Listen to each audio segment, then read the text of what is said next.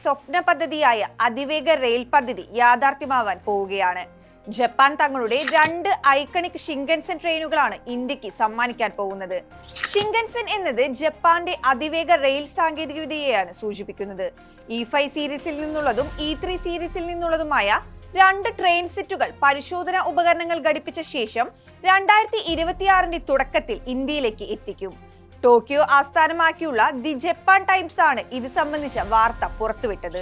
നിർമ്മാണം പൂർത്തിയാക്കി കഴിഞ്ഞാൽ മണിക്കൂറിൽ 320 കിലോമീറ്റർ വേഗതയിൽ സഞ്ചരിക്കാൻ കഴിയുന്ന ഇന്ത്യയിലെ ആദ്യത്തെ അതിവേഗ റെയിൽപാതയായിരിക്കും മുംബൈ അഹമ്മദാബാദ് ഹൈസ്പീഡ് റെയിൽ ഇടനാഴി. ഇന്ത്യൻ റെയിൽവേയുടെ അനുബന്ധ സ്ഥാപനമായ നാഷണൽ ഹൈസ്പീഡ് റെയിൽ കോർപ്പറേഷനാണ് ഇത് വികസിപ്പിക്കുന്നത്.